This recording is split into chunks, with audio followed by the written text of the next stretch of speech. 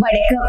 யாழ் சிறையின் இரவு நேர பிரதான செய்திகளோடு இணைந்து கொள்கின்றார் மகளினி கமலநாதன். முதலில் தலைப்பு செய்திகள். கொலை செய்து கழிவுநீர் தொட்டிக்குள் வீசப்பட்ட தொழிலதிபர். கொலை செய்த குற்றச்சாட்டில் 15 வயது பாடசாலை மாணவன் கைது. நாடாளுமன்ற உறுப்பினர்களுக்கு மாதாந்த எரிபொருள் கொடுப்பனவு மட்டுமே 97,000 ரூபாய். லட்சங்களில் செலுத்தப்படும் மாத சம்பளம்.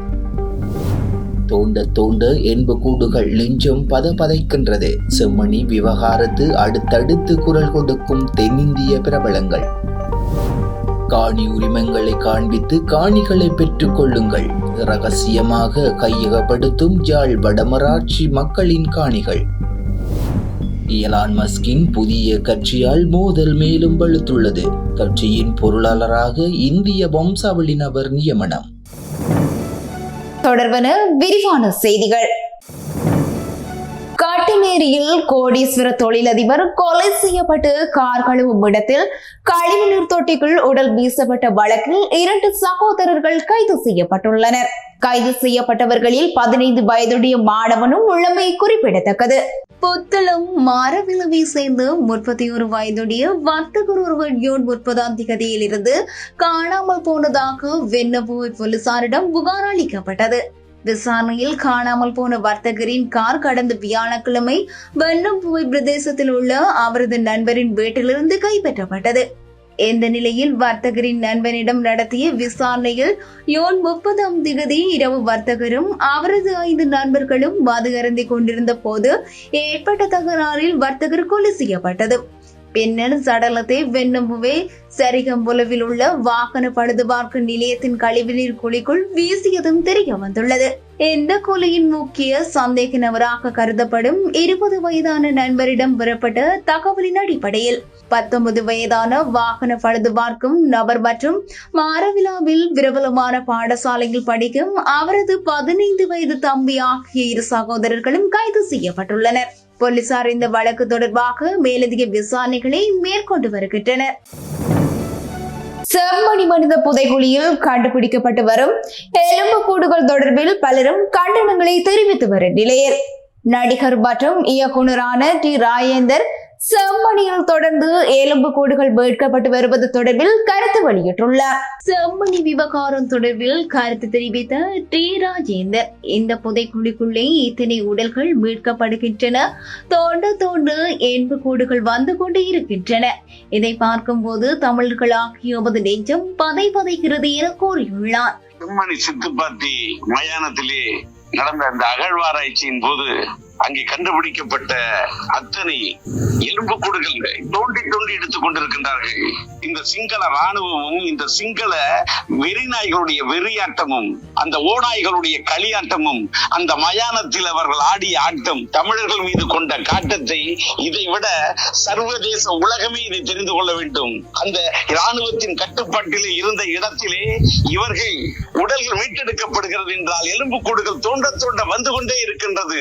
இதை பார்க்கும் போது தமிழர்களுடைய நெஞ்சம் வெந்து கொண்டே இருக்கின்றது. ஆனால் எங்களுடைய தமிழ் இனத்தினுடைய அந்த மக்களுடைய எலும்பு கூடுகளை இவர்கள் தோண்டி இன்றைக்கு எடுக்கின்ற போது வயிறு எரிந்து கொண்டிருக்கிறது, பற்றி எரிந்து கொண்டிருக்கின்றது.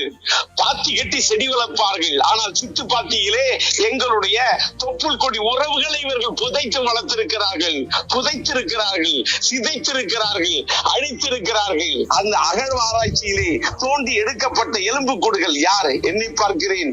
சேயை கட்டி அணைத்த வண்ணம் ஒரு தாயை கண்டெடுத்திருக்கிறார்கள்.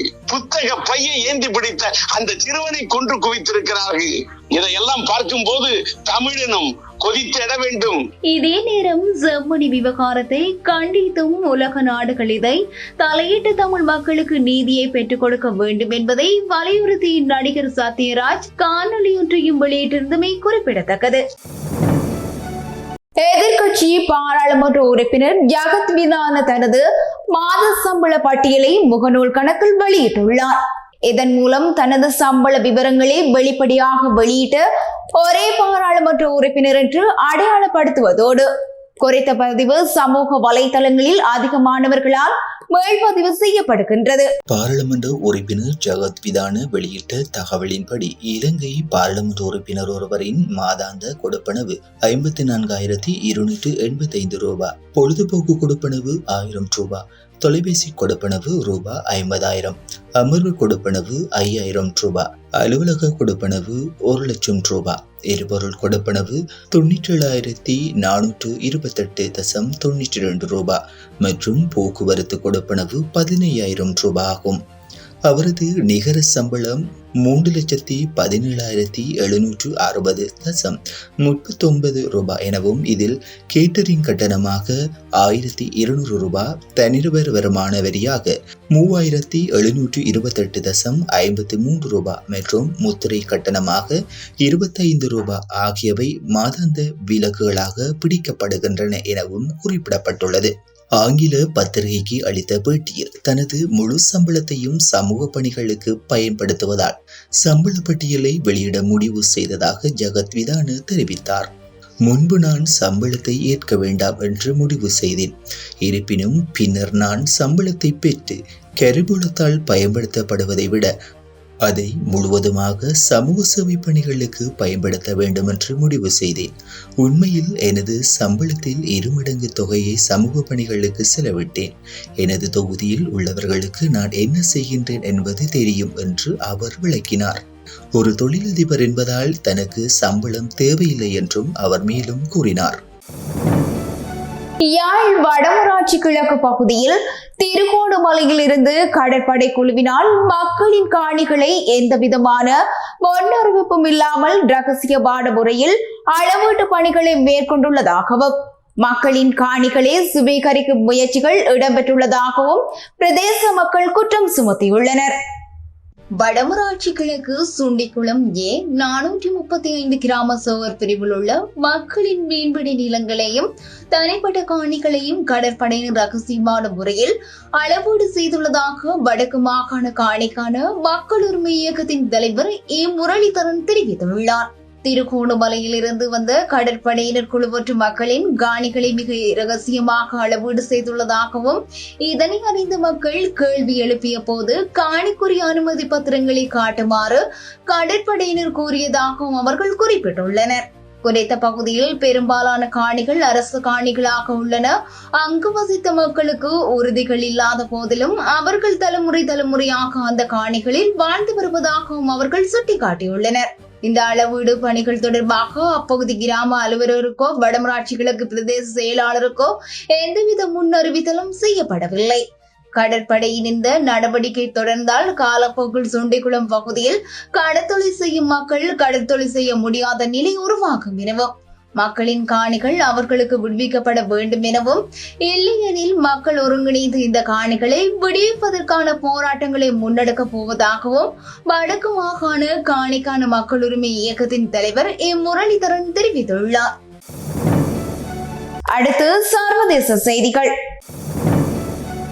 அமெரிக்க பாட்டியற்ற புதிய அரசியல் கட்சியை எலான் மஸ்க் தொடங்கியுள்ள நிலையில் இந்த புதிய அறிவிப்பால் அமெரிக்க அதிபர் டிரம்ப் எலான் மஸ்க் இடையே மோதல் மேலும் வலுத்துள்ளது. டெஸ்லா மற்றும் ஸ்பேஸ்எக்ஸ் நிறுவனங்களின் தலைமை நிர்வாக அதிகாரி எலான் மஸ்க் அமெரிக்கா பார்ட்டி என்ற புதிய அரசியல் கட்சியை தொடங்கியுள்ளார். மக்களுக்கு சுதந்திரத்தை மீட்டெடுக்கவும் கட்சி ஆதிக்கத்தை முடிவுக்கு கொண்டு வரவும் இந்த கட்சி தொடங்கப்பட்டுள்ளதாக அவர் தெரிவித்துள்ளார். முன்னதாக கடந்த ஆண்டு நடைபெற்ற அமெரிக்க அதிபர் தேர்தலில் டொனால்ட் ட்ரம்புக்கு ஆதரவாக செயற்பட்ட மஸ்க் பின்னர் ட்ரம்ப் நிர்வாகத்தின் மசோதாவை எதிர்த்து அவருக்கு வழங்கப்பட்ட பதவியில் இருந்து விலக்கி ட்ரம்புக்கு எதிராக கருத்துக்களை வெளியிட்டார். புதிய கட்சி குறித்து பேசிய ட்ரம்ப், இது அபத்தமானது என்று நான் நினைக்கின்றேன். குடியரசுக் கட்சியுடன் நாம் மிகப்பெரிய வெற்றியை பெற்றுள்ளோம்.